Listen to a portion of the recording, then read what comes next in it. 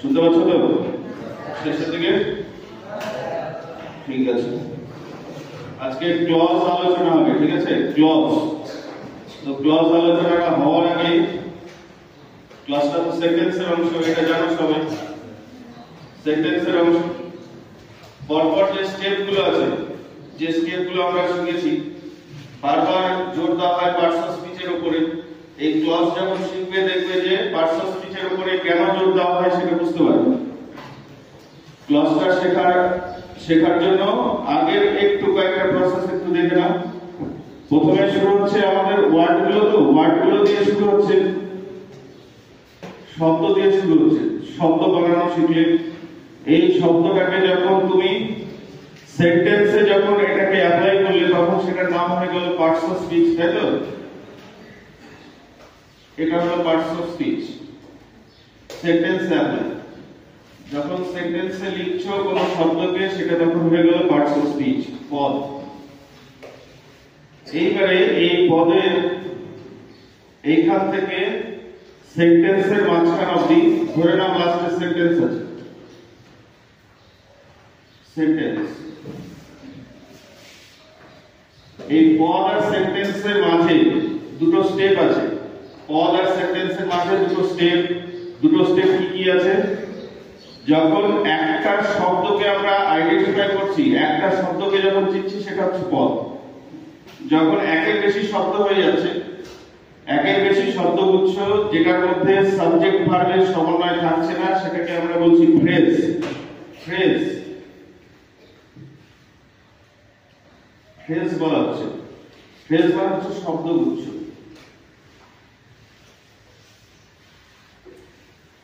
শব্দগুচ্ছ।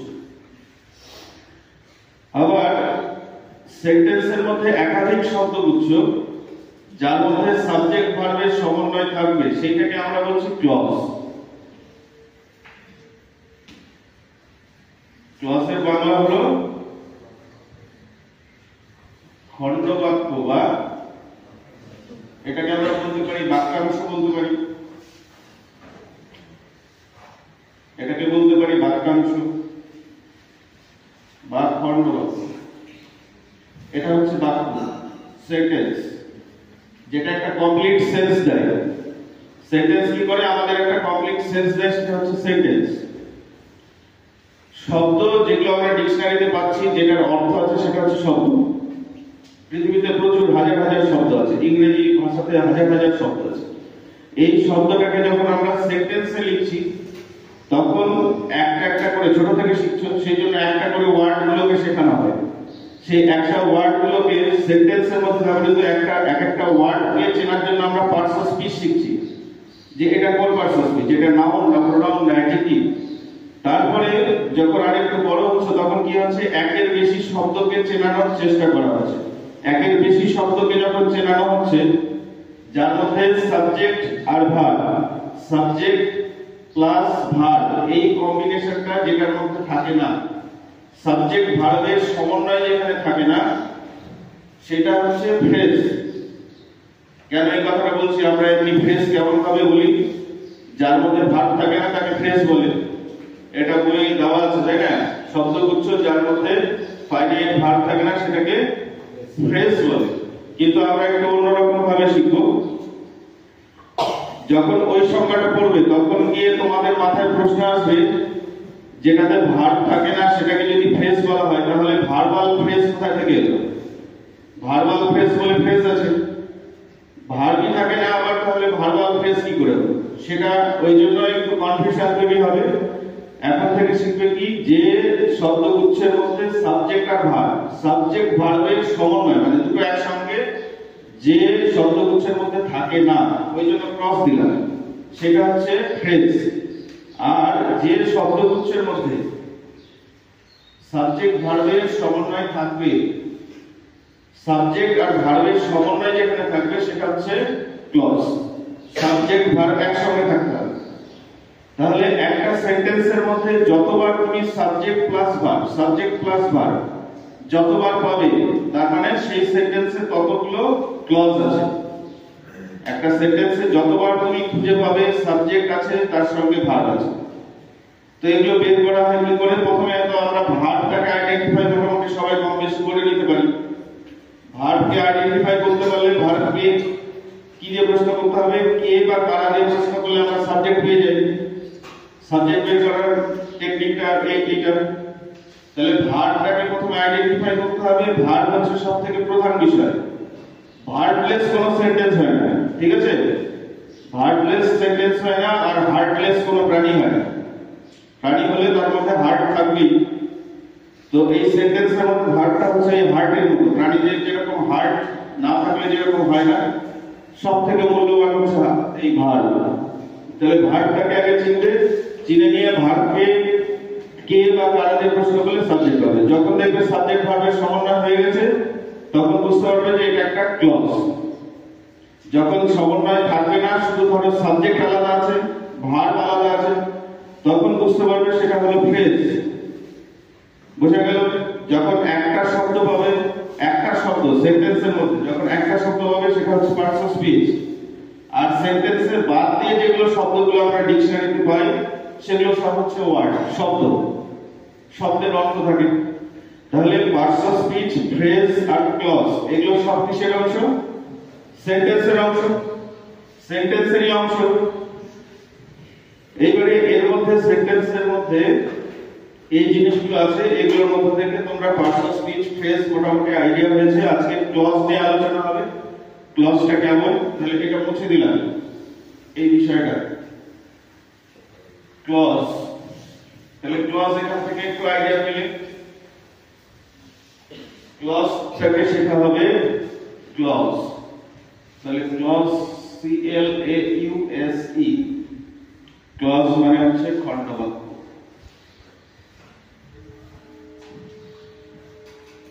খণ্ডবাক্য।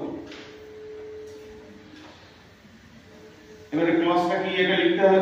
যদি সংজ্ঞা বলে যে হোয়াট ইজ ক্লজ, ক্লজ কি, তাহলে কি বলতে হবে? প্রথমেই বলতে হবে বাক্যের অন্তর্গত। ক্লজটা হচ্ছে কিসের অন্তর্গত? বাক্যের, সেন্টেন্সের অন্তর্গত। প্রথম কথাটা বলতে হবে বাক্যের অন্তর্গত একাধিক শব্দগুচ্ছ। একটা শব্দ হলে হবে না, কিন্তু একাধিক শব্দগুচ্ছ। বাক্যের অন্তর্গত একাধিক শব্দগুচ্ছ যার মধ্যে সাবজেক্ট এবং ভার্বের সমন্বয়, কম্বিনেশন, সমন্বয় আছে, তাকে বলা হয় ক্লজ। লিখে নাও, এটা বোর্ডে লিখতে গেলে তো অনেক কি হবে। প্রথম কথাটা লিখবে বাক্যের অন্তর্গত একাধিক শব্দগুচ্ছ যার মধ্যে সাবজেক্ট এবং ভার্বের সমন্বয় আছে, তাকে বলা হচ্ছে ক্লজ। বাংলায় বলা হয় খণ্ডবাক্য। বাংলাতেও কিন্তু শেখানো হয় এটা। বাংলাতে এটাকে বলে খণ্ডবাক্য। একই জিনিস বাংলাতেও আছে, খণ্ডবাক্য বা বাক্যাংশ। সাবজেক্ট ভার্বের সমন্বয় থাকবে, এটা মাথায় শুধু রাখা ভালো। সাবজেক্ট ভার্ব একসঙ্গে থাকে, সেটা হলো ক্লজ। লিখেছো? একাধিক বাক্যের অন্তর্গত, প্রথমে লিখবে বাক্যের অন্তর্গত একাধিক শব্দগুচ্ছ যার মধ্যে সাবজেক্ট এবং ভার্বের সমন্বয় থাকে, তাকে বলা হয় ক্লজ। বাংলায় বলা হয় খণ্ডবাক্য বা বাক্যাংশ। বাক্যের অংশ, বাক্যাংশ। খণ্ড মানে ভাগ, বাক্যের খণ্ড, বাক্যের একটা অংশ, সেটা হচ্ছে ক্লজ। হয়েছে? এবারে ক্লজ কেমন দেখো। অনেক সময় অনেকে প্রশ্ন করে, প্রশ্নটা কেমন করে? খুব কমন সেন্টেন্সটা বলে, কি বলে? উই, আমরা খাই, ভাত খাই। We eat rice. We eat rice. তাহলে বলো তো এটা কি সেন্টেন্স না এটা একটা ক্লজ? এখানে দেখো ইটটা ভার্ব, বুঝতে পারছি। কে খায়? সাবজেক্ট। সাবজেক্ট ভার্বের এখানে সমন্বয় আছে। তাহলে এটাকে আমরা সেন্টেন্স বলবো না এটাকে ক্লজ বলবো?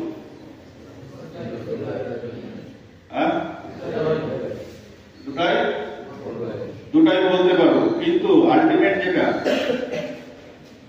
তুমি যখন এই রাজ্য থেকে অন্য রাজ্যে যাবে, এই রাজ্য থেকে যখন অন্য রাজ্যে যাবে, অন্য স্টেটে যাবে, তখন কি গিয়ে তোমাদের এই ছোট ছোট গ্রামের নাম, ছোট ছোট জায়গার নাম বলো না কি বলো? যে কলকাতা বলো, তাই না? ওয়েস্ট বেঙ্গল বলো, ওয়েস্ট বেঙ্গলের কলকাতা থেকে এসেছে।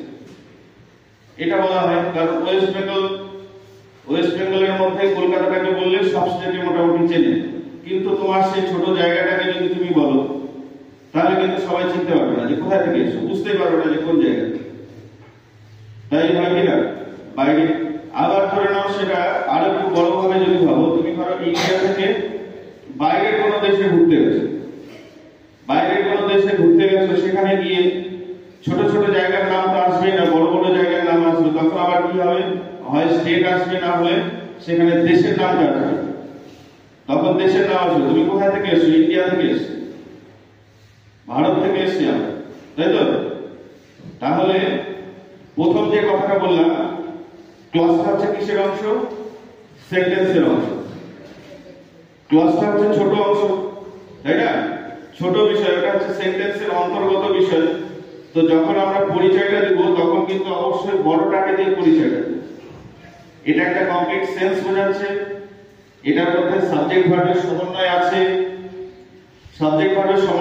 অবশ্যই এটা একটা ক্লজ, কিন্তু তবুও আমরা এটাকে ক্লজ বলে পরিচয় দেব না, এটাকে কি বলবো? এটা একটা সেন্টেন্স। কেন? সেন্টেন্সের অন্তর্গতই হচ্ছে ক্লজ, তাই কি না? আমরা বড়টার পরিচয় দিই, ছোটটার পরিচয়টা না। তাহলে সেন্টেন্সের অন্তর্গত হচ্ছে ক্লজ। তাহলে এটা কি? এটা একটা, প্রথমে বলতে হবে এটা একটা সেন্টেন্স। এবং এই সেন্টেন্সটার মধ্যে যেহেতু সাবজেক্ট ভার্বের সমন্বয় আছে, ক্লজ ছাড়া তো হচ্ছে না, তাহলে সাবজেক্ট ভার্বের যেহেতু সমন্বয় আছে, সেই জন্য এটা একটা, তার সঙ্গে সঙ্গে এটা একটা ক্লজও বটে, ক্লজ। এবং এইটা একটা কমপ্লিট সেন্স তৈরি করে দিচ্ছে, আমাদের সম্পূর্ণ অর্থ প্রকাশ করছে। সবাই বুঝতে পারছি কথাটা? আমরা সবাই বুঝতে পারছি। তার মানে কি, এটা কারো উপর নির্ভরশীল না, এ নিজেই স্বাধীনভাবে নিজের অর্থ প্রকাশ করে দিতে পারছে। সেই জন্য এই ক্লজটাকে তখন আমরা বলে দিচ্ছি এটা ইন্ডিপেন্ডেন্ট ক্লজ, এইটা প্রিন্সিপাল ক্লজ, এইটা মেইন ক্লজ। যে প্রধান সে কারো উপর নির্ভরশীল হয় না, যে প্রিন্সিপাল সে কারো উপর নির্ভরশীল হয় না। তো এই সেন্টেন্সের এই অংশটা হচ্ছে কি, এটা প্রিন্সিপাল ক্লজ। তার মানে কি, এটা একটা সিম্পল সেন্টেন্স, একটা সাবজেক্ট একটা ভার্ব আছে, যেহেতু তোমাদের আইডিয়া আছে সিম্পল সেন্টেন্স 9 এ, সিম্পল কমপ্লেক্স কম্পাউন্ড একটা আইডিয়া আছে না, ওই জন্য সেন্টেন্সের দিকে একটু বলে দিই। এটা একটা সিম্পল সেন্টেন্স, কারণ একটা সাবজেক্ট একটা ভার্ব আছে, এটা একটা সিম্পল সেন্টেন্স। তার মানে কি, পৃথিবীতে যতগুলো সিম্পল সেন্টেন্স আছে সেগুলো সবগুলোই কিন্তু এক একটা প্রিন্সিপাল ক্লজ। পৃথিবীতে যতগুলো সিম্পল সেন্টেন্স আছে সেগুলো সব হচ্ছে এক একটা প্রিন্সিপাল ক্লজ, বা সেগুলো হচ্ছে একটা মেইন ক্লজ। কারণ এরা অর্থকে নিজের মতো করে স্বাধীনভাবে প্রকাশ করতে পারে। তাহলে ক্লজের প্রকারভেদটা একটু দেখে নিতে হবে। এটা বুঝতে পারলে যখন তোমাকে জিজ্ঞাসা করা হবে, তোমাকে বড়টা দিয়ে পরিচয় দিতে হবে। যে অনেকে এরকম টেস্ট করার জন্য প্রশ্ন জিজ্ঞাসা করে যে এটা ক্লজ তো শিখেছো, সেন্টেন্স শিখেছো, বলো তো এটা সেন্টেন্স না ক্লজ? তো এটা অবশ্যই সেন্টেন্স, এটা একটা কমপ্লিট সেন্স দিচ্ছে, তাই না? কমপ্লিট সেন্স দিচ্ছে। এবং এই সেন্টেন্সের অন্তর্গত এর মধ্যে অবশ্যই এর মধ্যে কি আছে? ক্লজও আছে। সেম ব্যাপারটা বুঝতে পারলে কি তুলনাটা? আমরা পরিচয়টা ছোট ছোট জায়গা দিয়ে, যখন বড় জায়গায় যাই তখন ছোট জায়গার পরিচয়টা আমরা দিই না। কেন দিই না? কারণ ওই নামটা সবার নাও পরিচিত হতে পারে, সবাই নাও শুনতে পারে, সেই জন্য বড়টাকে দিয়ে পরিচয়টা দিতে হবে। তাহলে এটা হলো একটা সেন্টেন্স। ক্লজটা লিখেছো, ক্লজের একটু আমরা প্রকারভেদ, যেমন কেমন টাইপের ক্লজ হয় সেটা একটু দেখা যাক। ক্লজগুলো কেমন হয়, ক্লজের প্রকারভেদ একটা ছকের মাধ্যমে দেখানো যাক। তারপরে সেন্টেন্সের দেখানো হচ্ছে যে কোনটা কেমন ক্লজ। ক্লজকে প্রথমে 3 ভাগে ভাগ করা হচ্ছে। কি কি ক্লজ? প্রথমে এখনই শিখলে, কি শিখলে? প্রিন্সিপাল,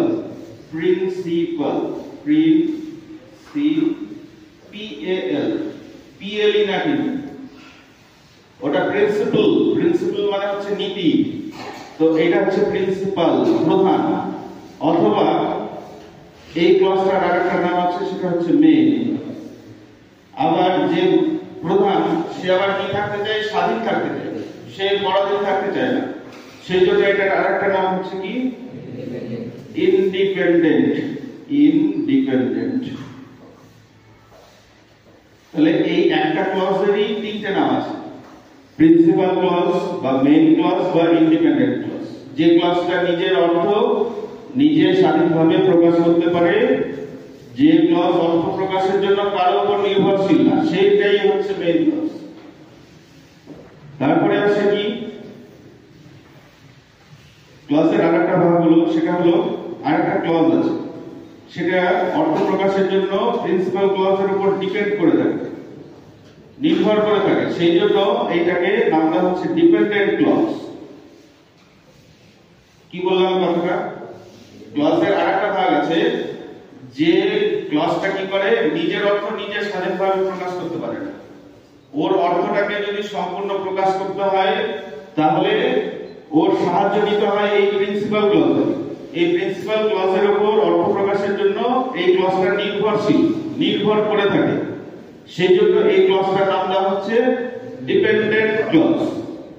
ডিপেন্ড করা মানে নির্ভর করা, অর্থ প্রকাশের জন্য কারো উপর নির্ভরশীল, মেইন ক্লজের উপর নির্ভরশীল, সেই জন্য এই ক্লজটার নাম হচ্ছে ডিপেন্ডেন্ট ক্লজ।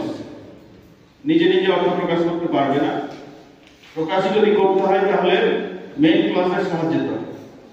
উদাহরণ দিচ্ছি করে, এই ক্লজের আরেকটা নাম আছে, এই ক্লজগুলো যেহেতু সাবঅর্ডিনেট কনজাংশন দিয়ে শুরু হয়, সেই জন্য এটার আরেকটা নাম হচ্ছে সাবঅর্ডিনেট ক্লজ। Subordinate clause. কি বললাম?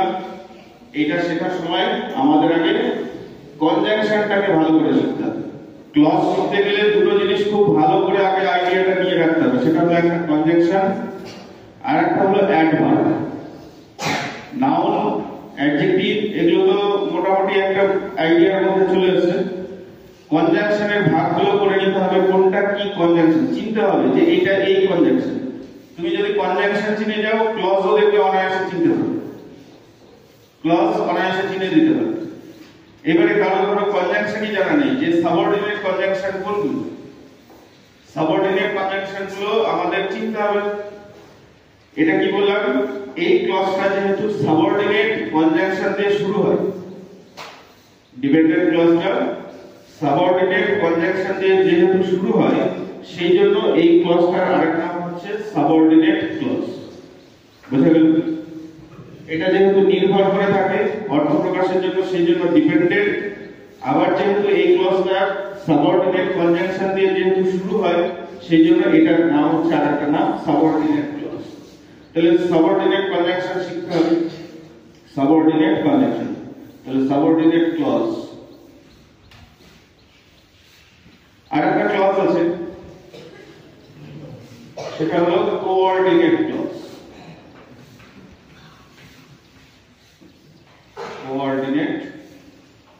Coordinate clause. এটা আবার কি? কোঅর্ডিনেট ক্লজ হচ্ছে কনজাংশনের দুটো ভাগ, একটা সাবঅর্ডিনেটিং কনজাংশন আর একটা হচ্ছে কোঅর্ডিনেটিং কনজাংশন। কোঅর্ডিনেটিং কনজাংশন যুক্ত প্রিন্সিপাল ক্লজগুলোকে বলা হচ্ছে কোঅর্ডিনেট ক্লজ। যখন একাধিক প্রিন্সিপাল ক্লজ, মানে এই যে ক্লজটা, একাধিক প্রিন্সিপাল ক্লজ যখন কোঅর্ডিনেটিং কনজাংশন দিয়ে যুক্ত থাকে, তখন সেগুলোকে বলা হচ্ছে কোঅর্ডিনেট ক্লজ। এই ক্লজটা, এই তিনটে ক্লজের মধ্যে আমাদের এইটাকে খুব ভালো করে শিখতে হবে, ডিপেন্ডেন্ট সাবঅর্ডিনেট ক্লজটাকে ভালো করে শিখতে হবে। কেন শিখতে হবে? এই ক্লজের আরো ভাগ আছে। এই ক্লজটা আবার তিন প্রকার। এটা হচ্ছে আবার তিন প্রকার। সাবঅর্ডিনেট, ডিপেন্ডেন্ট, সাবঅর্ডিনেট বা ডিপেন্ডেন্ট ক্লজ হচ্ছে আবার তিন প্রকার। কি কি? নাউন ক্লজ, তারপরে আছে অ্যাডজেক্টিভ ক্লজ, আরেকটা হলো অ্যাডভার্বিয়াল ক্লজ, তাই তো?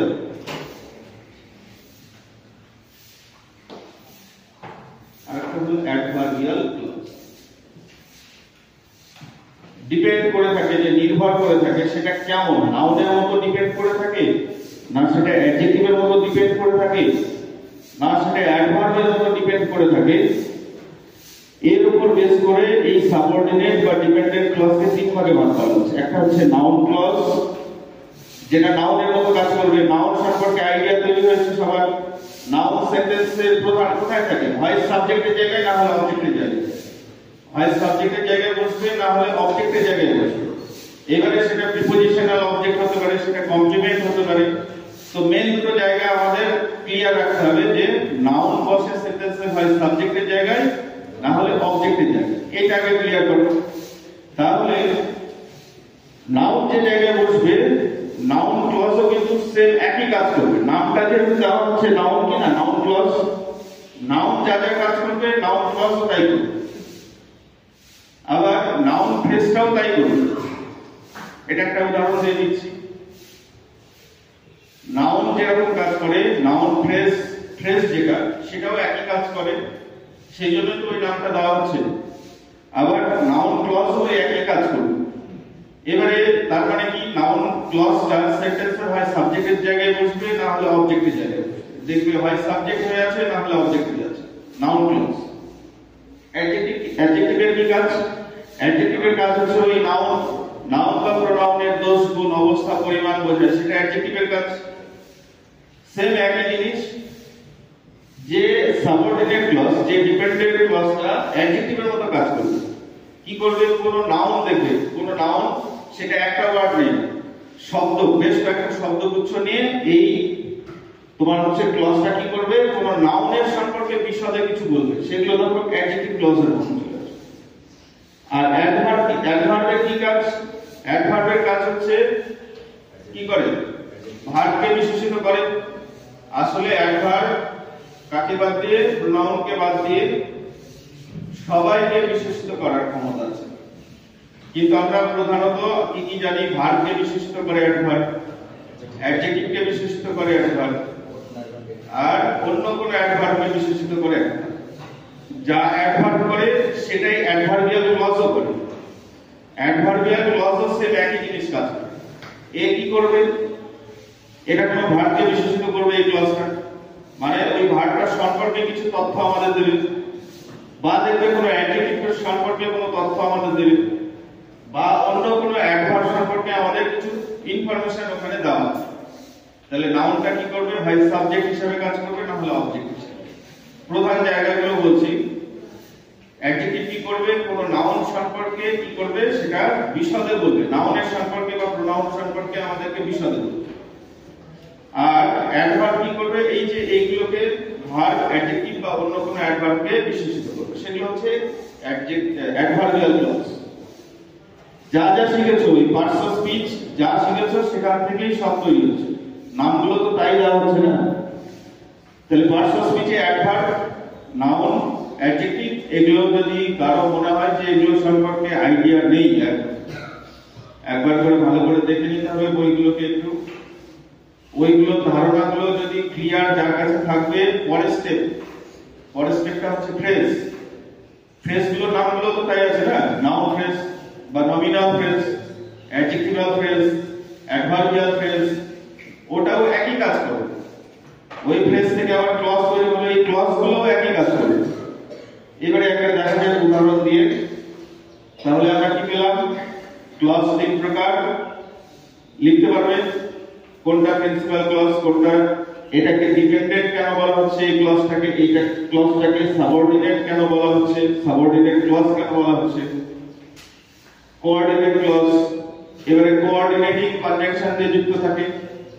একের বেশি প্রিন্সিপাল ক্লজ যখন কোঅর্ডিনেটিং কনজাংশন দ্বারা যুক্ত থাকে, তার মানে কোঅর্ডিনেট ক্লজ দিয়ে তৈরি হবে কম্পাউন্ড সেন্টেন্স। এই ক্লজ দিয়ে তৈরি হবে আমাদের কম্পাউন্ড সেন্টেন্স। এটা দিয়ে তৈরি হবে কম্পাউন্ড সেন্টেন্স। যখন আমরা এটাকে দেখতে পাবো, বুঝতে পারবো এগুলো দিয়ে তৈরি হবে কমপ্লেক্স সেন্টেন্স। কমপ্লেক্স, জটিল বাক্য তৈরি হবে। আর কোঅর্ডিনেটিং কনজাংশন দিয়ে যখন কোঅর্ডিনেট ক্লজ তৈরি হবে, তখন সেটা আবার কম্পাউন্ড সেন্টেন্স তৈরি হবে। সেন্টেন্স আমরা জানি সবাই, গঠনের দিক থেকে তিন প্রকার: সিম্পল কমপ্লেক্স কম্পাউন্ড সবার জানা আছে এটা।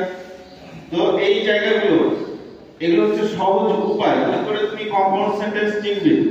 যখন তুমি দেখবে যে কোঅর্ডিনেটিং কনজাংশন ওই সেন্টেন্সটার মধ্যে আছে তখন সেটা বুঝতে হবে যে এটা তার মানে কম্পাউন্ড সেন্টেন্স। যখন দেখবে যে সাবঅর্ডিনেটিং কনজাংশন দিয়ে সাবঅর্ডিনেট ক্লজ করা আছে তখন বেশিরভাগ ক্ষেত্রে সেটা হবে কমপ্লেক্স সেন্টেন্স। আবার দেখবে যখন আমরা টেক্সট পড়ছি টেক্সটের মধ্যে দেখবে সেখানে কেমন ব্যবহার করা আছে। ধরে নাও সেই সেন্টেন্সটার মধ্যে দ্যাট ইউজ করা আছে অথবা হু বা হুইচ ইউজ করা আছে এবং তারপরে গিয়ে কিছু দূর গিয়ে সেন্টেন্সটার মধ্যে আবার অ্যান্ড অথবা বাট ইউজ করা আছে, অ্যান্ড অথবা বাট ইউজ করা আছে। আমরা দ্যাট আর হুইচ এগুলো জানি, এগুলো সাবঅর্ডিনেটিং কনজাংশন, তার মানে এটা দিয়ে সাবঅর্ডিনেট ক্লজ তৈরি হচ্ছে।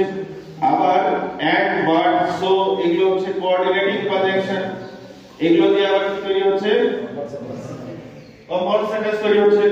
যখন একই সেন্টেন্সের মধ্যে যখন দেখতে পাবে এই সাবঅর্ডিনেট ক্লজ এবং কোঅর্ডিনেট ক্লজ দুটোই আছে তখন ওই সেন্টেন্সটা আমরা নাম দিয়ে দিই প্রথমটা ধরে। প্রথমে ধরো সাবঅর্ডিনেট কনজাংশন দিয়ে শুরু হয়েছে তাহলে আমরা সেটাকে বলবো কমপ্লেক্স কম্পাউন্ড সেন্টেন্স। বড় বড় যে সেন্টেন্সগুলো হবে সেগুলোর মধ্যে কিন্তু একই সঙ্গে কমপ্লেক্সও থাকতে পারে কম্পাউন্ডও থাকতে পারে, তখন সেই বড় সেন্টেন্সগুলোকে আমরা বলি কমপ্লেক্স কম্পাউন্ড সেন্টেন্স। আবার যদি ধরে নাও এন্ড মানে এই তোমার হলো কোঅর্ডিনেটিং কনজাংশনটা আগে আছে তখন আবার সেটাকে আবার আগে নাম দিয়ে দিতে হবে কম্পাউন্ড কমপ্লেক্স সেন্টেন্স। এইভাবে সেন্টেন্সগুলো বড় বড় সেন্টেন্সগুলো তৈরি হচ্ছে। আমরা এখানে একটা উদাহরণ দেখে নিই কেমন ভাবে এটা তৈরি হচ্ছে। এটা লিখতে পারবে যেটা ডিপেন্ড করে থাকে না স্বাধীন থাকে সেটা হচ্ছে ডিপেন্ডেন্ট ইন্ডিপেন্ডেন্ট ক্লজ, তাই তো। এবারে এখানে দেখো আজকে একটু নাউন ক্লজটা নিয়ে একটু নাউন ক্লজটা কেমন হয় কখন কিভাবে জয়েন করতে হয়। নাউন ক্লজ, নাউন ক্লজটা কাজ করবে নাউনের মতো, নাউন ক্লজটা কাজ করবে নাউনের মতো।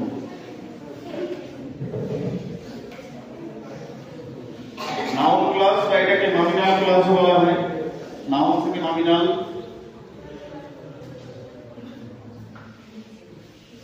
নমিনাল ক্লজ বা নাউন ক্লজ,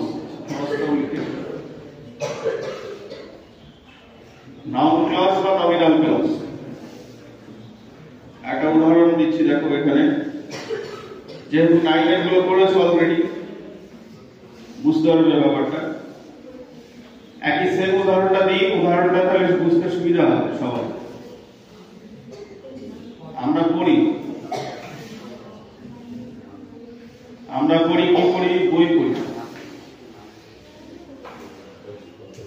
আমরা বই পড়ি, we read books, আমরা বই পড়ি। কথাটা সম্পূর্ণ হচ্ছে সবাই বুঝতে পারছো? কি পড়ি ভার্বটাকে বুঝতে পারছো? ভার্বকে কি দিয়ে প্রশ্ন করলে কি পাওয়া যায়? অবজেক্ট, তাই না? আর অবজেক্ট কি হতে পারে? হয় নাউন না হলে প্রোনাউন হবে। এটা তো আমরা সবাই চিনি। এটা কি? এটা বুকটা হচ্ছে একটা, এটা হচ্ছে একটা নাউন। একটা যখন ওয়ার্ড থাকছে সেটা হচ্ছে পার্সোনাল স্পিচ। এইবারে ধরে নাও আমরা লিখলাম আমরা পড়ি, we read,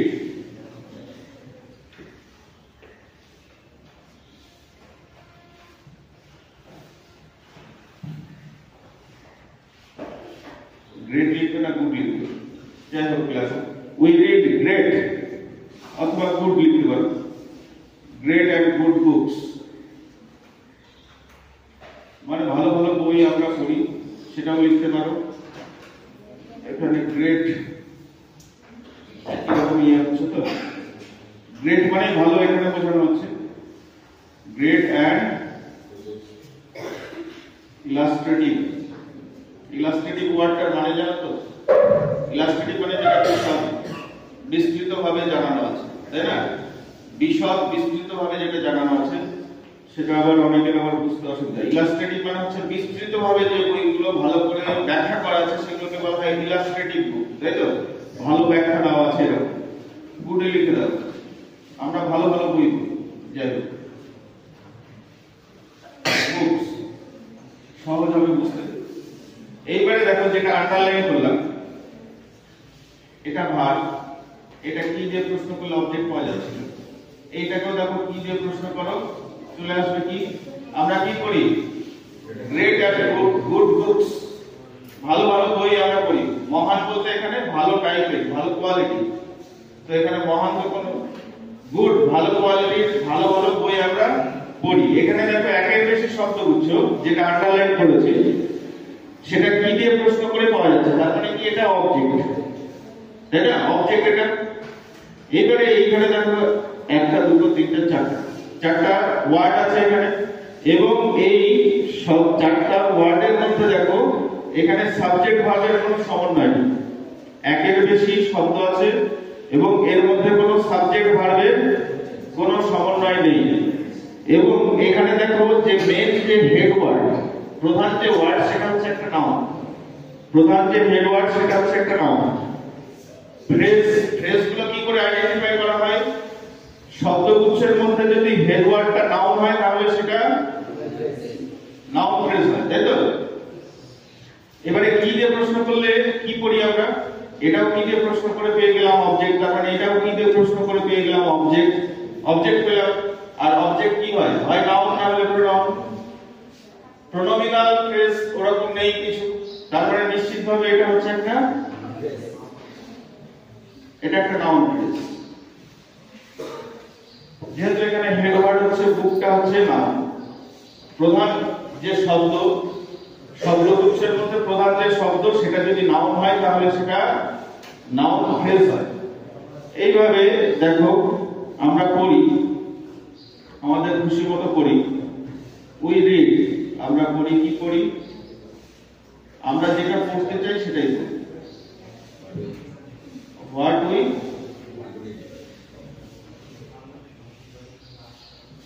যেটা আমরা পড়তে চাই, what we want to read. এইবারে দেখো এখানে what we want to read, আমরা পড়ি, কি পড়ি, যেটা আমরা পড়তে চাই সেটাই পড়ি, what we want to read. এই যে আন্ডারলাইন, এবারে এই ভার্বটাকে প্রশ্ন করো কি দিয়ে, কি হচ্ছে, কি দিয়ে প্রশ্ন করলে কি উত্তর হবে, কি পড়ি, কি পড়ি, যেটা আমাদের ইচ্ছে হয় সেটাই পড়ি। এবারে এই শব্দগুচ্ছের মধ্যে দেখো ওয়ান্ট একটা ভার্ব, ওয়ান্ট একটা ভার্ব, ওয়ান্ট চাই, কে চাই, আমরা চাই, তার মানে সাবজেক্ট এটা। এখানে দেখো সাবজেক্ট ভার্বের এখানে একটা কম্বিনেশন আছে, সাবজেক্ট ভার্বের কম্বিনেশন আছে, তার মানে এটা একটা ক্লজ, এটা একটা ক্লজ। এবং এই ক্লজটা কোথায় বসেছে, সেন্টেন্সটা কি হিসাবে বসেছে, অবজেক্ট হিসাবে বসেছে। এই যে ক্লজ, এই ক্লজটা সেন্টেন্সে কিভাবে বসেছে, সেন্টেন্সে এই যে মেইন যে ভার্বটা সেই ভার্বের অবজেক্ট হিসেবে এখানে বসেছে, অবজেক্টের কাজ করছে। আর অবজেক্টের কাজ করার ক্ষমতা কার আছে, নাউন বা প্রোনাউনের এই ক্ষমতাটা আছে। প্রোনোমিনাল ক্লজ বলে কোনো ক্লজ নেই, তাই তো, প্রোনোমিনাল ক্লজ বলে কোনো ক্লজ নেই, তার মানে এটা নিশ্চিতভাবে কোন ক্লজ হবে, এটা নাউন ক্লজ হবে, এটা নাউন ক্লজ হবে। এটা বলার উদ্দেশ্য এটাই, এটা বলার উদ্দেশ্য হলো এটাই, আমরা এখান থেকে এই যে পার্টস অফ স্পিচ,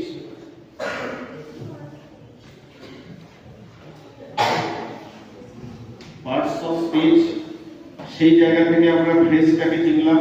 সেম একই প্রসেস, একই প্রসেসে ফ্রেজকে চেনা গেল, সেম একই প্রসেসে কি চেনা যাবে, ক্লজকে চেনা যাবে। একটাই প্রসেস। এখানে ভার্বকে কি দিয়ে প্রশ্ন করে আমরা পার্টস অফ স্পিচ চিনতে পেরে গেলাম, এখানে ভার্বকে প্রশ্ন করে সেম একই রকম ভাবে ফ্রেজকে আইডেন্টিফাই করতে পেরে গেলাম। একই প্রসেসে আমরা ভার্বকে প্রশ্ন করে ক্লজকে আইডেন্টিফাই করতে পারলাম, ক্লজকে আইডেন্টিফাই করতে পারলাম। এইবার এখানে দেখো ডিপেন্ডেন্ট আর ইন্ডিপেন্ডেন্টের ব্যাপার। ওই সেন্টেন্সটা একই সেন্টেন্স এখানে লিখছি, আমরা পড়ি,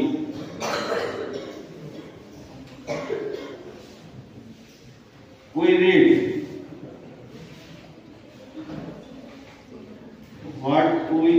রিড,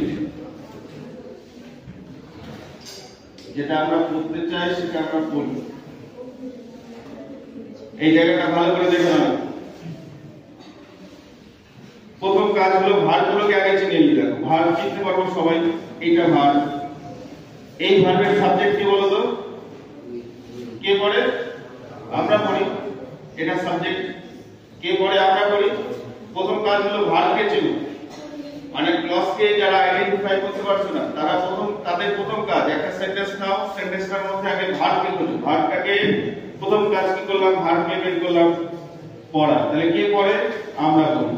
তার মানে কে যে প্রশ্ন করলে সাবজেক্ট পেয়ে গেলাম, তার মানে এখানে সাবজেক্ট ভার্বের সমন্বয় হলো, তার মানে এটা একটা কি? এটা একটা কিন্তু ক্লজ তৈরি হয়ে গেল। আবার আরো ভার্ব আছে কিনা দেখি। এখানে দেখো, এটা একটা ভার্ব আছে, ওয়ান্ট একটা ভার্ব, সবাই চেনো। এই ওয়ান্ট এর সাবজেক্ট কে আছে? কে করছে এটা? কে চাই? এটা সাবজেক্ট। এই সাবজেক্ট ভার্বের সমন্বয় মানে এখানে কম্বিনেশন চলে এলো, তার মানে এইটাও একটা ক্লজ, এটাও একটা ক্লজ, এই অংশটাও একটা ক্লজের মধ্যে চলে এলো। আর এইটা টু রিড, এটা কিন্তু আর ভার্ব নেই, ওটা কি আছে? ওটা ইনফিনিটিভ। ভার্বের সামনে টু যুক্ত ভার্বকে বলা হচ্ছে ইনফিনিটিভ, ওটা ইনফিনিটিভ আছে। এবারে এই অংশটা দেখো, এবারে কেমন করে বুঝবে যে এটা ডিপেন্ডেন্ট, এটা ইন্ডিপেন্ডেন্ট? এটা ডিপেন্ডেন্ট ক্লজ, এটা ইন্ডিপেন্ডেন্ট ক্লজ। চিনবে কি করে? প্রথম কাজ এই যে বললাম, তোমাদের আগে কনজাংশনটাকে চিনতে হবে, সাবঅর্ডিনেট কনজাংশন গুলো মনে রাখতে হবে। এইগুলো সাবঅর্ডিনেট, তুই একবার বললে বুঝে যাবে যে এগুলো সাবঅর্ডিনেট। সাবঅর্ডিনেট কনজাংশন গুলোর মধ্যে কি কি পড়ে? সাবঅর্ডিনেট কনজাংশন গুলোর মধ্যে যেগুলো সবথেকে বেশি ব্যবহার করা হয় সেগুলো WH ওয়ার্ডে যতগুলো আছে সেগুলো সব চলে আসবে। That, who, which, WH word, whom, whose, where, আরো যা যা আছে WH ওয়ার্ড, এগুলো সব চলে আসবে এখানে সাবঅর্ডিনেট কনজাংশনের মধ্যে। এটা যে কোনো বই পেয়ে যাবে। আর কি আছে? আরো চলে যাও, as, though, each, or each, as, though, if, তাই না? দো বা although, এগুলোর কিন্তু ব্যবহার ভালো করে শিখতে হবে। কখন where বসে, কখন who বসে, কখন which বসে, what, কখন what বসে, এটা যে কোনো বই পেয়ে যাবে, ওটা লিখছি না। হ্যাঁ, শুরু মুখে বলে দিলাম কি কি সাবঅর্ডিনেটিং কনজাংশন গুলো হচ্ছে that, who, which, where, whom, whose, when, how, what। তারপর চলে আসবে as, though, if, still, until, till, until, after, before।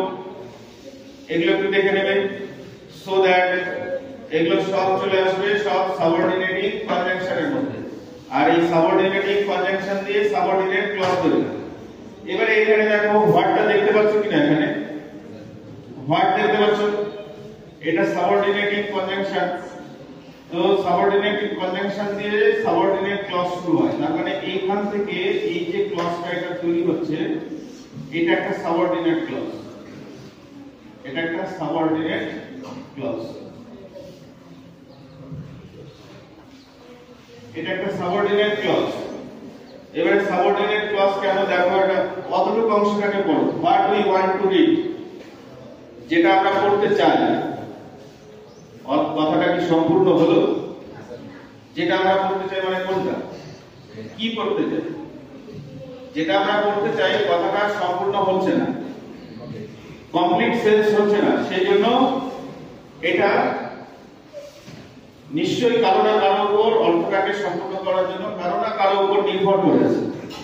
সেই জন্য এই ক্লজটা হচ্ছে ডিপেন্ডেন্ট ক্লজ। আর এই ক্লজটা যেহেতু এই যে হোয়াট নামক এই যে সাবঅর্ডিনেট কনজাংশন দিয়ে শুরু হয়েছে, সেই জন্য এটা একটা সাবঅর্ডিনেট ক্লজ। অর্থ সম্পূর্ণ করতে পারছে না, আবার এটা সাবঅর্ডিনেট কনজাংশন দিয়ে শুরু হচ্ছে, সেই জন্য এটা ডিপেন্ডেন্ট ক্লজ বা সাবঅর্ডিনেট ক্লজ। এবারে উই রিড, আমরা পড়ি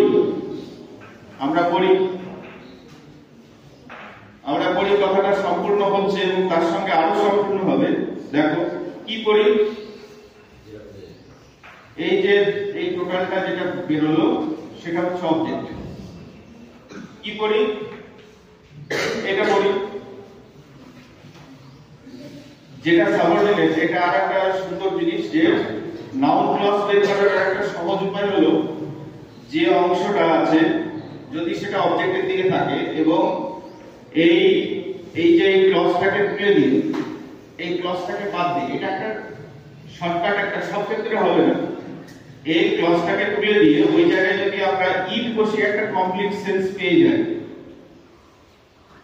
ওই ক্লজের জায়গায় যদি আমরা এই ক্লজের জায়গায় যদি আমরা ইট বসিয়ে একটা যদি কমপ্লিট সেন্স পেয়ে যাই, কি বললাম কথাটা, যে সাবঅর্ডিনেট ক্লজ আছে এই সাবঅর্ডিনেট ক্লজের জায়গায় যদি আমরা ইট বসিয়ে দিই, ইট বসিয়ে দিয়ে যদি আমরা একটা কমপ্লিট সেন্স মানে একটা কমপ্লিট সেন্টেন্স যদি তৈরি করে নিতে পারি, তাহলে সেটা নিশ্চিতভাবে এটা একটা নাউন ক্লজ হবে।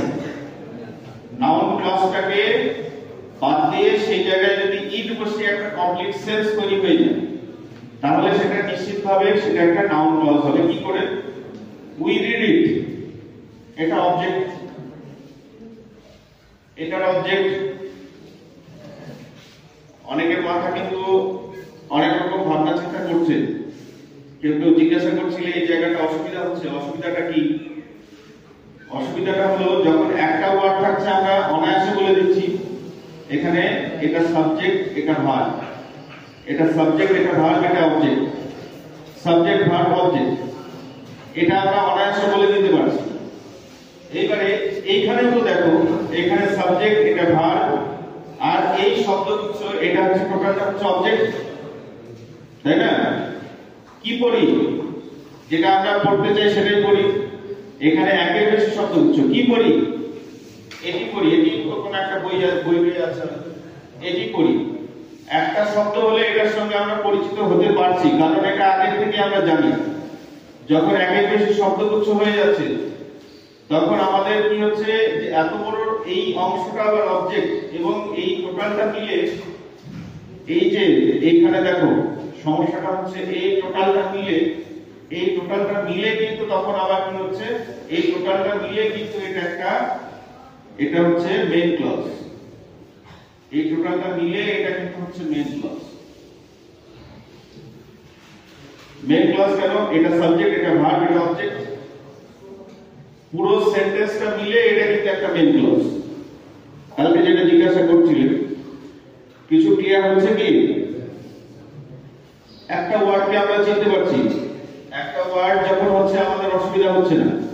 সেম একই জিনিস এখানেও সাবজেক্ট ভার্ব অবজেক্ট আছে, এখানেও দেখো সাবজেক্ট ভার্ব অবজেক্ট আছে, কিন্তু এখানে অবজেক্টটা একটা ক্লজ হিসাবে আছে। এই পুরো সেন্টেন্সটাই হচ্ছে একটা মেইন ক্লজ, বুঝা গেল? এবং নাউন ক্লজটা কি করে হচ্ছে, এইটা যদি বাদ দিয়ে, এই অংশটাকে বাদ দিয়ে যদি ইট বসিয়ে সেন্স পেয়ে যায়, এটা একটা সহজ উপায়। নাউন ক্লজ তাহলে কি বলবে, যে ক্লজ নাউনের মতো কাজ করে সেই ক্লজটাকে বলা হচ্ছে নাউন ক্লজ। নাউন ক্লজ 90% ক্ষেত্রে দ্যাট আর হোয়াট দিয়ে তোমাদের কিন্তু জয়েনিং কমপ্লিট তোমার মাধ্যমিক পর্যন্ত করে দিতে পারবে। দ্যাট হোয়াট দিয়ে তোমরা মাধ্যমিক অবধি কমপ্লিট করে দিতে পারবে, কারণ বেশিরভাগ এই দ্যাট আর হোয়াট দিয়ে জয়েনিংটা হয়। নাউন ক্লজের জয়েনিংটা হয় কি দিয়ে, দ্যাট আর হোয়াট দিয়ে। এবারে আরেকটা জিনিস, সুন্দর জিনিস যেটা দেখবে, নাউন ক্লজ লক্ষ্য করবে, নাউন ক্লজ যেটা হয় সেটা সব সময় ভার্বের পর থেকে শুরু হয়। এই যে এটা দেখো, এই যে মেইন ক্লজের যে ভার্ব,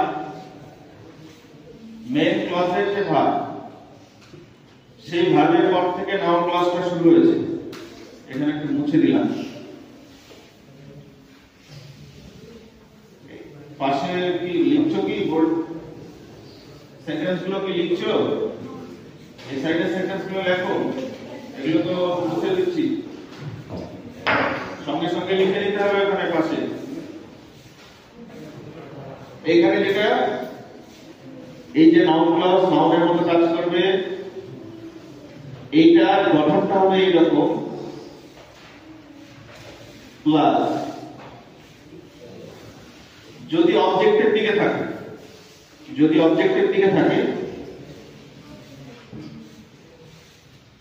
যদি অবজেক্টের দিকে নাউন ক্লজটা থাকে, তাহলে দেখবে ভার্বের পর থেকে নাউন ক্লজটা শুরু হবে। কি বললাম? যদি অবজেক্টের দিকে নাউন ক্লজ ইউজ হয় তাহলে ভার্ব প্লাস, এখানে ভার্ব হয় না, এই যে তিনটা ভার্ব এর পর থেকে শুরু হয়েছে। আবার নাউন ক্লজ দিয়েই কোনো সেন্টেন্স শুরু হতে পারে।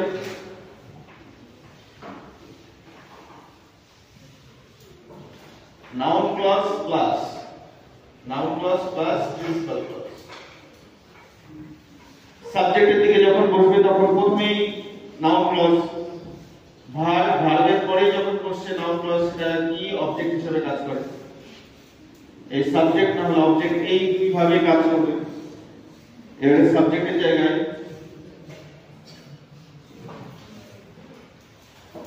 এটা নিজের ভাষা দিয়ে নিজের মতো করে লিখে রাখবে। নাউন ক্লজের জায়গায় যদি ইন বসিয়ে সেন্টেন্সটার একটা সম্পূর্ণ একটা অর্থ চলে আসে, তাহলে সেটা বেশিরভাগ ক্ষেত্রে নাউন ক্লজ হয়।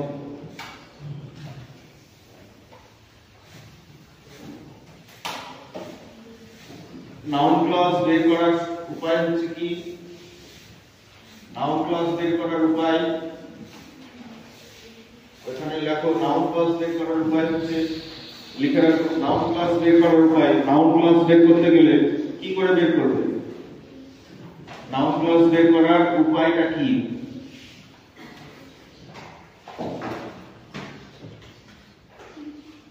উপায় হচ্ছে কি?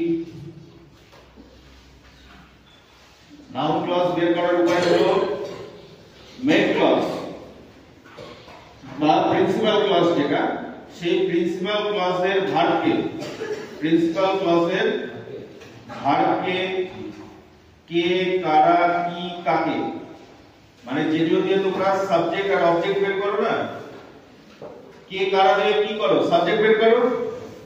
আর কি বা কারা দিয়ে কি বের করো? অবজেক্ট বের করো। তাহলে মেন ক্লজের ভার্বকে কে, কারা, কি বা কাকে দিয়ে প্রশ্ন করে নাউন ক্লজ বের করা হয়। ওখানে লিখে রাখো মেন ক্লজের যে ভার্ব, মেন ক্লজের ভার্বকে কে, কারা, কমা কমা দিয়ে লেখো, কে, কারা আর কি, কাকে দিয়ে প্রশ্ন করে আমরা কি করি? নাউন ক্লজ বের করতে পারি। কে, কারা, কি, কাকে দিয়ে মেন ক্লজের ভার্বকে প্রশ্ন করে আমরা নাউন ক্লজ বের করতে পারি। এবারে নাউন ক্লজ চেনার সবথেকে বেশি যেটা ব্যবহার হয়, যেটা দেখলে মোটামুটি একটা টার্গেট চলে আসবে তোমরা একটা সেন্টেন্স দেখার সঙ্গে সঙ্গে। একটা সেন্টেন্সের মধ্যে যখনই তুমি কি কি দেখতে পাবে, যখনই তুমি দেখবে যে দ্যাট ইউজ করা আছে, যখনই দেখবে যে হোয়াট ইউজ করা আছে, যখনই দেখবে যে হুএভার ইউজ করা আছে, বেশিরভাগ যখনই এগুলো চোখে পড়বে তখন তোমার টার্গেট থাকবে এটা নাউন ক্লজের দিকে যাবে। তারপরে তুমি সেটাকে মেইন ক্লজের ভার্বটাকে প্রশ্ন করো। প্রশ্ন করে যদি ঠিকঠাক ভাবে পেয়ে যাও যে পদ্ধতিগুলো বলছি, সেগুলো যদি সব মিলে যায়, তার মানে ওটা হচ্ছে একটা নাউন। বেশিরভাগ দ্যাট আর হোয়াট দিয়েই হবে। একটা সেন্টেন্স প্রথম দেখেই তুমি চিনতে পারবে। প্রথমে দেখলে যে সেন্টেন্সটার মধ্যে দ্যাট ইউজ করা আছে কিনা। যদি দ্যাট ইউজ করা থাকে তাহলে তোমার টার্গেট কোন দিকে যাবে, যে এটা নাউন ক্লজ হবে। যদি সেন্টেন্সটা হোয়াট দিয়ে শুরু হচ্ছে, সেন্টেন্সটা হোয়াট দিয়ে সাবজেক্টের দিকে আছে, ওইটা দেখে বুঝে যাবে যে এটা তার মানে নাউন ক্লজের দিকে যাচ্ছে। তুমি বুঝে না বুঝে এটা আইডেন্টিফাই করে দিতে পারবে। সেন্টেন্সটার মধ্যে যদি দেখতে পাও যে হুএভার ইউজ করো, হুএভার মানে যে কেউ, হুএভার, হোয়াটএভার, হাউএভার, তো হোয়াট থেকে হোয়াটএভার আসবে, এগুলো হচ্ছে মেন ইয়ে। হোয়াট থেকে হোয়াটএভার, এগুলো যখনই দেখতে পাবে, সহজ উপায় বলছি, এটা বেশিরভাগ ক্ষেত্রে তাই হয়। আর আগেরটা যেটা বললাম ওটা হচ্ছে আসল উপায়। আসল উপায়টা হচ্ছে কি? মেন ক্লজের ভার্বকে কে, কারা, কি, কাকে দিয়ে প্রশ্ন করে যদি উত্তর পেয়ে যাও, তাহলে সেটা নাউন ক্লজ। এবং তার সঙ্গে সঙ্গে এই যে এইটাকে সহজেই তুমি দেখে বুঝতে পারবে, কিন্তু সব ক্ষেত্রে দ্যাট থাকলে যে সেটা নাউন ক্লজ হয়ে ব্যাপারটা কিন্তু না। ওটা সবার লাস্টে দেখো, দেখবে ওখানে সব ধরনের ক্লজই হোয়ার দিয়ে হচ্ছে, হোয়ার দিয়ে নাউন ক্লজ হচ্ছে, হোয়ার দিয়ে তোমার অ্যাডজেক্টিভ ক্লজ হচ্ছে, হোয়ার দিয়ে আবার অ্যাডভার্বিয়াল ক্লজ হচ্ছে। তো প্রথম যেটা বললাম সেটা হচ্ছে আসল বের করার, মানে আইডেন্টিফাই করার আসল তোমার টেকনিকটা হচ্ছে কি, মেইন ক্লজের ভার্বকে কে, কারা, কি, কাকে দিয়ে প্রশ্ন করে বের করতে হবে। আর এগুলো হচ্ছে কি বললাম, এগুলো বেশিরভাগ ক্ষেত্রে হয় এরকমটাই হয়, মানে এই ওয়ার্ডগুলো দেখলে পরে তুমি বুঝে যাবে যে এটা এই ক্লজের দিকে যাচ্ছে। বুঝতে পারলে? এই ব্যাপারটা নাউন যেরকম কাজ করে নাউনের মতোই কাজ করবে নাউন ক্লজ। তাহলে নাউন ক্লজের এখানে কি কি হলো, প্রথম থেকে প্রথমে লিখবে নাউন ক্লজটা কি, যে ক্লজ, ওখানে যে ক্লজের জায়গায় আরো আইডেন্টি মানে ডেফিনিট করে দেবে যে সাবঅর্ডিনেট ক্লজ, যে সাবঅর্ডিনেট ক্লজ সেন্টেন্সে বাক্যে নাউনের মতো ব্যবহৃত হয় তাকে বলা হচ্ছে নাউন ক্লজ। তার নিচে লিখবে কি, তার নিচে লিখবে নাউন ক্লজ সেন্টেন্সে সাবজেক্ট হিসেবে বসতে পারে, অবজেক্ট হিসেবে বসতে পারে। এবারে অবজেক্টের আবার তো ভাগগুলো আছে, অবজেক্টের ভাগগুলো আছে, মানে অবজেক্ট মেইন কথাগুলো বলছে। অবজেক্ট এবার কি ডাইরেক্ট অবজেক্ট হিসেবে বসতে পারে, ইনডাইরেক্ট অবজেক্ট হিসেবে বসতে পারে, সেন্টেন্সের কমপ্লিমেন্ট হিসেবে বসতে পারে, প্রিপজিশনের অবজেক্ট হিসেবে বসতে পারে। তো মেইন দুটো কথা আগে মাথায় রাখতে হবে, সাবজেক্ট বা অবজেক্ট হিসেবে বসতে পারে নাউন ক্লজ, মানে সাবজেক্টের জায়গায় থাকতে পারে, অবজেক্টের জায়গায়। তারপরে নাউন ক্লজটাকে আমরা কিভাবে বের করতে শিখলাম, ভার্বকে মেইন ক্লজের ভার্ব কিন্তু ওইখানে ভালো করে মাথায় রাখবে, যে কোনো ভার্বকে প্রশ্ন করলে হবে না, সাবঅর্ডিনেট ক্লজের ভার্বকে প্রশ্ন করলে হবে না, মেইন ক্লজের ভার্বটাকে প্রশ্ন করতে হবে কে, কারা, কি, কাকে। এটা দিয়ে প্রশ্ন করে যদি উত্তর পাও তাহলে সেটা কি হবে, নাউন ক্লজ। এটা আসল। তারপরে আবার কি সহজে আমরা চিনতে পারবো কি করে, সহজে চিনতে পারছি কি করে, সহজে দেখতে হবে এই যে এগুলো যদি সেন্টেন্সটার মধ্যে দেখতে পাও যে দ্যাট ইউজ করা আছে, দ্যাট ইউজ করা আছে, তারপরে যদি দেখতে পাও যে হোয়াট দিয়ে সেন্টেন্সটা শুরু হচ্ছে, তারপরে দেখতে পাচ্ছ যে হু এভার দিয়ে সেন্টেন্সটা শুরু হচ্ছে, হোয়াট এভার দিয়ে শুরু হচ্ছে, এগুলো দিয়ে শুরু হলে বেশিরভাগ ক্ষেত্রে সেটা নাউন ক্লজই হয়। এবারে হু, হুইচ এগুলো তো আছেই, ওগুলো ব্যাপার কিছুটা মাথার মধ্যে আসলো কি, নাউন ক্লজ, নাউনের বিষয়গুলো এগুলোকে সাজিয়ে একটা জায়গায় লিখতে হবে আর আইডেন্টিফাই করতে হবে, আগে প্রথমে চিনতে হবে। আর সবথেকে সবার প্রথমে বারবার যেটা বলছি, তোমাদের সবথেকে সুবিধা হবে এগুলো শেখার থেকে আগে কনজাংশন শিখে নাও, মানে আগে কনজাংশনটাকে চেনো। কনজাংশন চিনে গেলে তুমি ওটা নিজেই ধরতে পারবে যে এটা এইগুলো দিয়ে শুরু হচ্ছে মানে এটা হচ্ছে সাবঅর্ডিনেট ক্লজ, এগুলো দিয়ে শুরু হচ্ছে মানে এটা হচ্ছে কোঅর্ডিনেট ক্লজ, তাই তো? তার মানে তোমাকে আগে সাবঅর্ডিনেটিং কনজাংশনটা ভালো করে শিখতে হবে, কোঅর্ডিনেটিং কনজাংশনটাকে ভালো করে শিখতে হবে। ওটা যখনই শিখে গেলে তখন এইগুলো। আচ্ছা, নাউন ক্লজের আরেকটা বিষয় বেশিরভাগ ক্ষেত্রে কি লিখে রাখবে, দেখবে যখন জয়েন করতে দিবে, জয়েনিং দুটো সেন্টেন্সকে জয়েন করতে যখন দেবে, যদি দেখতে পাও যে দুটো সেন্টেন্সের মধ্যে কোন একটা সেন্টেন্সের শেষে যদি দেখো যে ইট আছে, দিস আছে বা দ্যাট বসানো আছে, তাহলে কি করতে হবে, ওই ইট আর দিস কেটে সেখানে দ্যাট বসিয়ে নাউন ক্লজ তৈরি করা হয়। কেমন, দুটো সেন্টেন্স লিখছি, এখানে দেখো কি বললাম, যদি দুটো সেন্টেন্সের মাঝখানে ওখানে যদি দেখতে পাও, ধরে নাও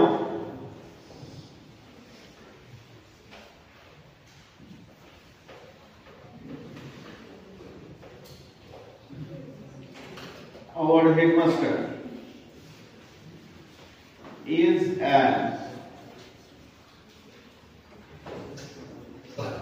an honest man. Our headmaster is an honest man. ধরে নাও একটা সেন্টেন্স লিখলাম, আরেকটা সেন্টেন্স লিখলাম, আমরা সবাই এটা জানি, we know it, অথবা it থাকতে পারে অথবা this থাকতে পারে, এটা আমরা সবাই জানি যে কোনো একটা, যে আমাদের headmaster, our headmaster is an honest man, আমাদের হেডমাস্টার একজন সৎ ব্যক্তি, আমরা সেটা সবাই জানি। উই নো ইট অথবা উই নো দিস, এটাকে আমরা জানি। দুটো সেন্টেন্সকে যখন জয়েন করতে বলবে তখন তুমি পড়লে, শেষ অবধি পড়লে, পড়ার পরে এখানে কি বললাম, যদি কোনো সেন্টেন্স, দুটো সেন্টেন্সের মধ্যে যদি দেখতে পাবে এরকম ইট অথবা দিস, তাহলে ইট কেটে দ্যাট করো আর শেষ থেকে শুরু করো। শেষ থেকে মানে যে সেন্টেন্সে এটা আছে সেটা, ইট আর দিস থাকলে সেটা কেটে সেই জায়গায় দ্যাট লিখতে হবে, আর এই সেন্টেন্সটা থেকেই শুরু হবে। সেন্টেন্স জয়েন করাটা এই সেন্টেন্স থেকেই শুরু হবে। এবারে ইট আর দিস না থেকে যদি এখানে সরাসরি আগে থেকে যদি এখানে দ্যাট বসানো থাকতো তাহলে তো কোনো ঝামেলাই নেই। তাহলে এই সেন্টেন্স দুটোকে জয়েন আমরা করব কিভাবে, আমরা জানি যে, তাই তো, we know that, we know that, আমরা জানি যে, তারপরে প্রথম সেন্টেন্স দেখে দেখে যা আছে সেটা দেখে দেখে লিখবে। আওয়ার হেডমাস্টার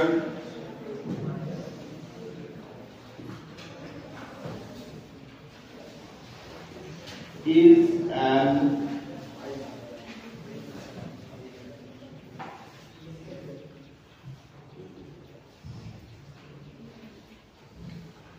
দেখো we know that, আমরা জানি যে, হলো। এবারে এই যে দেখো দ্যাট, সবাই চিনতে পারছো, দ্যাট থেকে শুরু হচ্ছে, দ্যাট থেকে শুরু হচ্ছে, তারপরে দ্যাট থেকে যে অংশটা শুরু হচ্ছে সেটা কি ক্লজ হবে, সেটা সাবঅর্ডিনেট ক্লজ। দ্যাট দিয়ে শুরু হচ্ছে সাবঅর্ডিনেট ক্লজ, এই যে এটা, এই টোটালটা সাবঅর্ডিনেট ক্লজ। কারণ কি, এই যে ভার্ব আছে আর এই ভার্বের সাবজেক্ট এখানে আছে, সাবজেক্ট ভার্বের সমন্বয় আছে মানে ওটা একটা ক্লজ, তো দ্যাট দিয়ে একটা সাবঅর্ডিনেট ক্লজ তৈরি হচ্ছে। এবং এখানে দেখো এই সাবঅর্ডিনেট ক্লজের সামনে কি আছে দেখো তো, এটা কি আছে, ভার্ব আছে। কি জানি, এটাকে প্রশ্ন করছো, কি জানি, কি জানি, এটা জানি, কি দিয়ে প্রশ্ন করে উত্তরটা পাচ্ছি, তার মানে এটা কোন ক্লজ, নাউন ক্লজ। আবার দ্যাট দিয়ে যেহেতু শুরু হচ্ছে, দেখার সঙ্গে সঙ্গে আমি বুঝে গেলাম এটা কোন ক্লজ, নাউন ক্লজ। আবার এই ক্লজের অংশটাতে যদি ওই অংশটাকে বাদ দিয়ে আমরা ইট বসিয়ে দিই, তবু একটা কমপ্লিট সেন্স তৈরি হবে, উই নো ইট। এই ক্লজটাকে বাদ দিয়ে দিলাম, বাদ দিয়ে ওখানে লিখলাম ইট, কমপ্লিট, একটা কমপ্লিট সেন্স পাচ্ছি, তার মানে ওটা নাউন ক্লজ। এবারে দেখো এই যে এটা লিখেছি ভার্ব প্লাস নাউন ক্লজ, সেটা কি হচ্ছে কি, এই যে ভার্ব প্লাস নাউন ক্লজ, তাহলে একটা ক্লজকে আমরা কত দিক থেকে সেটাকে, নাউন ক্লজটাকে বের করতে পারছি। প্রথম কাজ কি করলাম, প্রিন্সিপাল ক্লজে ভার্বকে প্রশ্ন করলাম, কি দিয়ে প্রশ্ন করে আমি উত্তর পেয়ে গেলাম, কি জানি, কি দিয়ে প্রশ্ন করে পেয়ে গেলাম। আমরা কি কি বলেছিলাম, কে, কারা, কি, কাকে, এই চারটা দিয়ে প্রশ্ন করতে হবে। তো আমরা কি জানি, কি দিয়ে প্রশ্ন করে আমরা পেয়ে গেলাম, এটা দিয়ে পেয়ে গেলাম, তার মানে এটা একটা নাউন ক্লজ। ওটা প্রথম স্টেপে তো হয়েই গেল। আর সবার প্রথমে দ্যাট যখনই চোখের সামনে দেখতে পাচ্ছি, তার মানে আমাদের প্রথম টার্গেট হবে এটা নাউন ক্লজের দিকেই যাচ্ছে, এটা নাউন ক্লজের দিকে যাচ্ছে, তার মানে নাউন ক্লজকে আমরা টার্গেট করে চলব।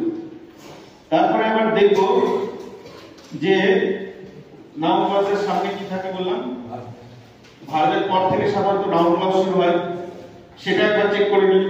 দেখো এখানে ভার্ব আছে, ভার্বের পর থেকে নাউন ক্লজটা শুরু হয়েছে, তাহলে একটা ক্লজকে চিনতে আমরা কত দিক থেকে সেটাকে চিনতে পারি। তাহলে এইভাবে আমরা জয়েনটাও শিখে গেলাম। জয়েনিং, যদি কোনো সেন্টেন্সে ইট, দিস, দ্যাট এগুলো থাকে, তাহলে এইটাকে ইট আর দিস কেটে সেখানে দ্যাট বসিয়ে দাও, আর এই সেন্টেন্সটা থেকে শুরু করো, জয়েন হয়ে গেল। এটা বুঝতে পারলে কি, জয়েনিং করতে পারবে। এবারে এগুলো কিছু কিছু প্র্যাকটিস করতে হবে, এর সঙ্গে। তাহলে নাউন ক্লজ কি, নাউন ক্লজ বের করার উপায় কি, কিওয়ার্ড মানে কি কি দেখলে পরে আমরা এই নাউন ক্লজটাকে আমরা বেস করব। প্রথমে প্রথমে গেস করব কি কি ওয়ার্ডগুলো দেখলে আমরা গেস করব যে এটা নাউন ক্লজ সেই ওয়ার্ডগুলোকে একটু দেখে নেবেন পারবে এগুলো জয়েন্ট করতে এবারে কিছুটা প্র্যাকটিস করতে হবে কিছু সেন্টেন্স বিভিন্ন জায়গা থেকে নিয়ে সেগুলো প্র্যাকটিস করতে হবে এবং যারা প্রথম আজকে করছো তাদের ক্ষেত্রে কি করতে হবে ঠিক আছে আজকে এই পর্যন্তই এরপরে আমরা অ্যাডজেক্টিভ ক্লজটাকে ভালো করে শিখবো অ্যাডভার্বিয়াল ক্লজটাকে ভালো মতো শিখবো জয়েন্ট করা শিখবো কিভাবে জয়েন্ট হচ্ছে খুব সহজ উপায় ওগুলো জয়েন্ট গুলো শিখে নেবো ঠিক আছে আজকে এই পর্যন্তই